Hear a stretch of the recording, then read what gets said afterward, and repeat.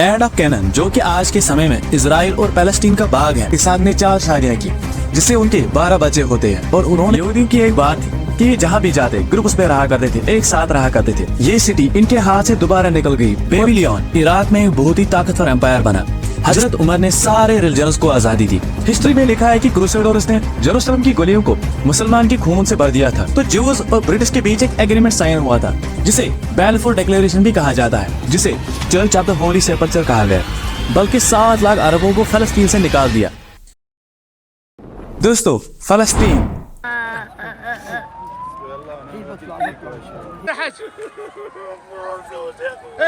ये आज का मसला नहीं है, बल्कि 3000 सालों से इस सिटी में लाखों और करोड़ों लोगों ने अपने जाने गंवा दी हैं। आखिर फलस्तीन का इतिहास क्या है, कैसे इजराइल देश बना था, और क्यों ये 3 अब्राहमिक रिलीजन्स आपस में एक दूसरे को मारते हैं। दोस्तों, मेरा नाम है दानिश और चलिए जानते हैं आज के इस एपिसोड में इजराइल और फलस्तीन की पूरी कहानी।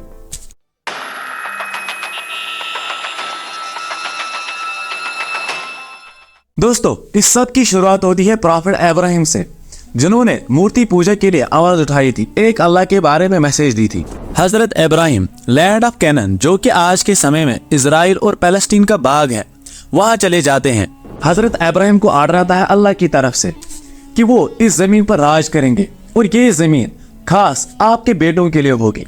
अब हजरत इब्राहिम के 2 बेटे होते हैं, इस्माइल और इसहाक।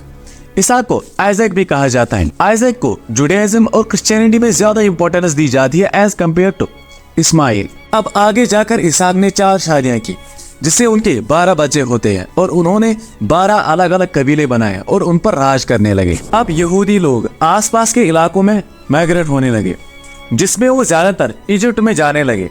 यहूदी की एक बात थी कि जहां भी जाते ग्रुप्स में रहा करते थे, एक साथ रहा करते थे, जिससे बिजनेस में हमेशा आगे रहे हैं। अब यहूदियों की इस बढ़ती हुई आबादी और इनकी काबिलियत को देखकर उस टाइम इजिप्ट के राजा फिरौन, जिसे फैरो भी कहा जाता है, उसे डर लगता है कि कहीं ये यहूदी हमारी सल्तनत को ना पलटते। तो फैरो जूस को अपना गुलाम बनाता है और उन पर बहुत ही ज्यादा जुल्म करता है। अब इसी दौरान इजिप्ट में हजरत मूसा पीस बी अपॉन हिम, या जिन्हें प्रॉफिट मोसेस भी कहा जाता है, उनका जन्म होता है, जो as a messenger as well as prophet भी थे। एक इंटरेस्टिंग फैक्ट दोस्तों, प्रॉफिट मोसेस को फैरो की वाइफ ने ही पाला पोसा था। अब हजरत मूसा को अल्लाह की तरफ से ऑर्डर आता है कि आप इन जूस को, जिन्हें बनी इसराइल भी कहा गया, उनको वहां से लेकर लैंड ऑफ कैनान ले जाओ और इन्हें फैरो की गुलामी से आजाद करो। जिसके बाद हजरत मूसा बनी इसराइल को पैलेस्टीन के पास लेकर आए और कहा, हम पैलेस्टीन शहर पर हमला करते हैं और इस पर राज करते हैं। लेकिन बनी इसराइल के लोगों में फैरो की गुलामी से इतना डर बैठ गया था कि वो हजरत मूसा को कहते हैं कि आप और आपका रब जाके लड़े, हमें लड़ाई नहीं लड़ने वाले।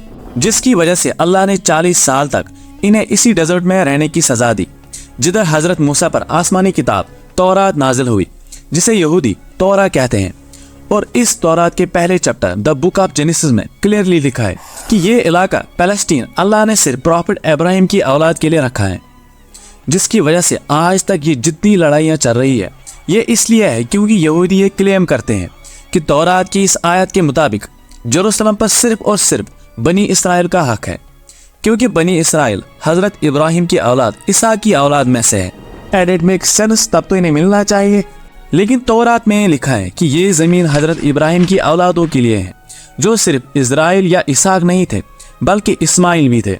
इसहाक वाज द फादर ऑफ बनी इसराइल और हजरत इस्माइल को अरबों का फादर समझा जाता है। और ये बात सिर्फ हम नहीं, इवन यहूदी भी इस बात को मानते हैं। अब हजरत मूसा के साथ 40 साल तक डेजर्ट में रहने के बाद बनी इसराइल जोशुआ की लीडरशिप में पैलेस्टीन को अपने कंट्रोल में लेते हैं। लेकिन कुछ ही अरसे बाद ये सिटी इनके हाथ से दोबारा निकल गई और अगले 300 सालों तक ये इस सिटी को कभी हासिल नहीं कर पाए। लेकिन 300 सालों के बाद आखिर हजरत दाऊद या डेविड की लीडरशिप में इन्होंने इस सिटी को फिर से हासिल कर लिया। और उसके बाद उनके बेटे हजरत सुलेमान, जिन्हें किंग सोलोमन भी कहा जाता है, उन्होंने यहाँ पर एक टेम्पल, एक मस्जिद बनवाई, जिसे अल्लाह की इबादत के लिए बनाया गया था, जिसे फर्स्ट टेम्पल या सोलोमन टेम्पल भी कहा जाता है।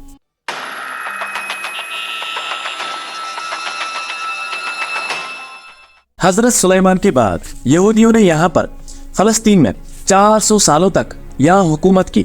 लेकिन 400 साल बाद बेबीलोन इराक में एक बहुत ही ताकतवर एम्पायर बना, जिसके बादशाह ने अपने एम्पायर को बढ़ाने के लिए पैलेस्टीन पर हमला कर दिया और जेरूसलम को तबाह कर दिया, जिसमें हजारों यहूदियों को मारा गया, और उस टेंपल को भी तबाह कर दिया जो हजरत सुलेमान ने बनाया था।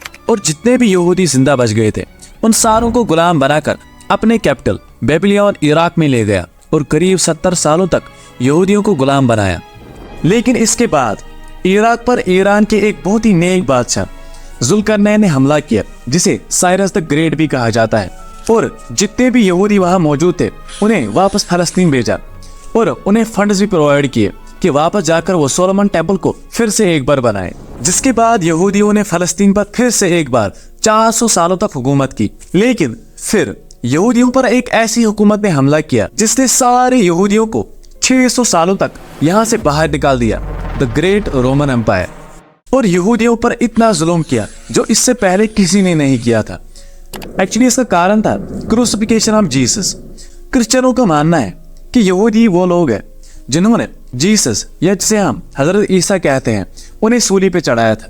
बट हम मुस्लिम ऐसा नहीं मानते हैं, बल्कि हमारा मानना है कि दे आर स्टिल अलाइव। यहाँ पर मैं एक चीज ऐड करना चाहूंगा। इसराइल का नामो निशान मिटाने के लिए रोमन्स ने जेरूसलम का नाम बदलकर एलिया कैपिटोलिना रख दिया, और इसी दौरान रोमन्स ने एक छोटे से हिस्से जिसे जूडिया कहा जाता था उस जगह का नाम बदलकर सीरिया पैलेस्टीना कर दिया, जो लेटर ऑन पैलेस्टीन के नाम से जाना गया। अब अलेक्जेंडर के बाद नए किंग बनते हैं कॉन्स्टेंटाइन। कॉन्स्टेंटाइन क्रिश्चियनिटी से काफी इंप्रेस होते हैं, और जहां जीसस की क्रूसिफिकेशन हुई थी according to Christians non Muslims, वहां पर एक चर्च बनाते हैं जिसे church of the holy sepulchre कहा गया। अब रोमन एम्पायर सोलोमन टेंपल, जिसे पहले सुलेमान और फिर साइरस या जुल्करनैन ने बनाया था, उसे फिर से तबाह बर्बाद कर दिया, और इसके बाद ये टेंपल आज तक नहीं बन सका। अब रोमन एम्पायर जेरूसलम पर 600 सालों तक हुकूमत करती है। लेकिन फिर रोमन एम्पायर बहुत ही बड़ी गलती कर बैठता है। उन्होंने अरब में तेजी से फैलते हुए नए रिलीजन इस्लाम पर हमला करने की कोशिश की, लेकिन इस्लामिक रिलीजन इतनी तेजी से फैलता गया कि कुछ ही सालों में रोमन और पर्शियन एम्पायर दोनों को शिकस्त दी, जिसके बाद हजरत उमर दुनिया के सबसे ताकतवर बादशाह बने, जिनकी हुकूमत अलेक्जेंडर द ग्रेट से बहुत बड़ी थी। अब 6 महीने बाद जेरूसलम के गवर्नर सफरोनियस ने कहा, मैं जेरूसलम को मुसलमानों के हवाले सिर्फ एक ही शर्त पर करूंगा, जब खुद मुसलमानों के बादशाह उमर मुझसे मिलने आए। सफरोनियस फुल लग्जरी गोल्ड और सिल्वर पहनकर तैयार होते हैं, क्योंकि इतने बड़े बादशाह जो मिलने आ रहे थे। लेकिन सफरोनियस और पूरा जेरूसलम ये देखकर हैरान हो गया कि बादशाह का गुलाम ऊंट पर बैठ रहा है और बादशाह खुद पैदल आ रहा है। ये सब मंजर जेरूसलम वालों के लिए बहुत ही शॉकिंग था, क्योंकि इससे पहले ये कभी भी नहीं हुआ था। हजरत उमर ने सारे रिलीजन्स को आजादी दी बगैर कोई खून बहाए।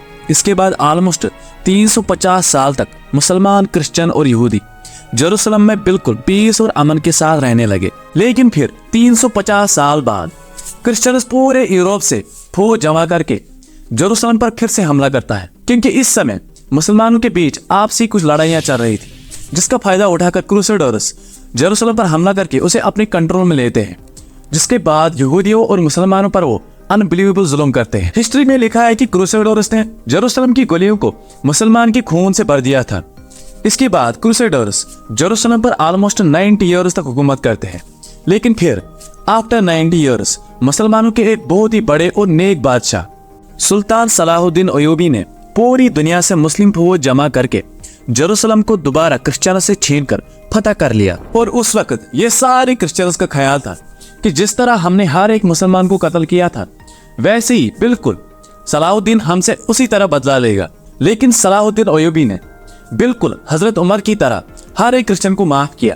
इवन क्रिश्चियंस भी इस बात पर हैरान हुए और उनसे पूछा कि जब हमने फतह किया हमने हर मुसलमान को कत्ल किया, लेकिन सलाहुद्दीन अयूबी ने उन्हें कहा, I am not those men.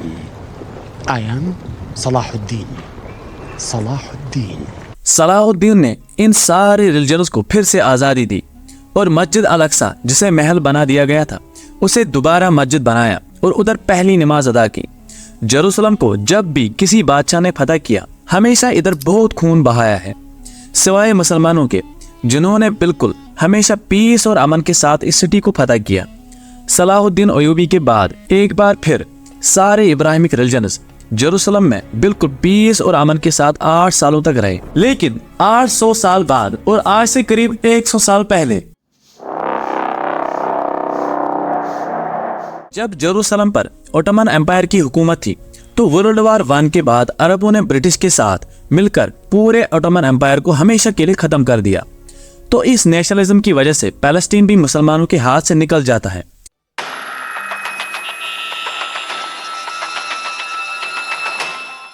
दोस्तों, जब वर्ल्ड वार की शुरुआत होती है तो ज्यूज और ब्रिटिश के बीच एक एग्रीमेंट साइन हुआ था, जिसे बैलफोर डिक्लेरेशन भी कहा जाता है। इसके अकॉर्डिंग क्या था कि अगर ब्रिटिश ये वार जीत जाता है तो वो ज्यूज के लिए यहाँ पर एक सेपरेट मुल्क बनाएंगे। हम ये भी जानते हैं कि पिछले 1800 सालों से यहूदियों का कोई घर नहीं है, कोई मुल्क नहीं है।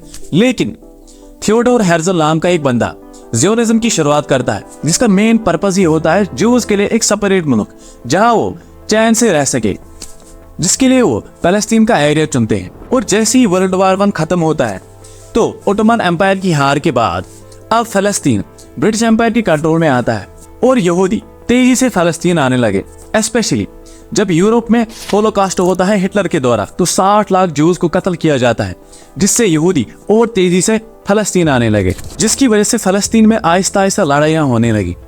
जिसके बाद यूएन ने एक फैसला लिया कि फलस्तीन को 3 हिस्सों में डिवाइड किया जाए। एक होगा फलस्तीन, दूसरा इजराइल और तीसरा जेरूसलम, जो इन दोनों देशों में किसी का भी नहीं होगा, बल्कि यहाँ पर डायरेक्ट यूएन का कंट्रोल रहेगा। यूएन के इस प्लान से अरब कंट्रीज बहुत ही गुस्से में आते हैं और इजराइल के आजाद होने के सिर्फ 1 दिन बाद ही अरब कंट्रीज चारों तरफ से इजराइल पर हमला करते हैं, सीरिया, जॉर्डन, इजिप्ट एटसेट्रा। लेकिन बहुत ही बेशर्मी से अरब कंट्रीज ये वार हार जाते हैं, और वो भी ऐसे देश से जिसको आजाद हुए सिर्फ 1 ही दिन हुआ था। अब इस हार की वजह से जो प्लान यूएन ने इस जंग से पहले बताया था, उसका सिर्फ 40% हिस्सा फलस्तीन को दिया जाता है और 60% हिस्सा इजराइल अपने कंट्रोल में लेता है। एवं जेरूसलम की आधी सिटी को भी अपने कंट्रोल में लेते हैं। इजराइल ने ये इलाका जीत के टाइम बिल्कुल भी जाया नहीं किया, बल्कि 7 लाख अरबों को फलस्तीन से निकाल दिया, जिसकी वजह से यहाँ पर यहूदी ज्यादा और अरबी कम होने लगे। लेकिन इंटरेस्टिंगली अभी भी वेस्ट बैंक और गाजा इनके कंट्रोल में नहीं था। लेकिन फिर 1967 में फिर से और एक बार अरब कंट्रीज और इजराइल के बीच में जंग होती है, जो अगेन इजराइल जीतता है और फिर ये एरिया अपने कंट्रोल में लेता है, जो अभी भी इजराइल के कंट्रोल में है।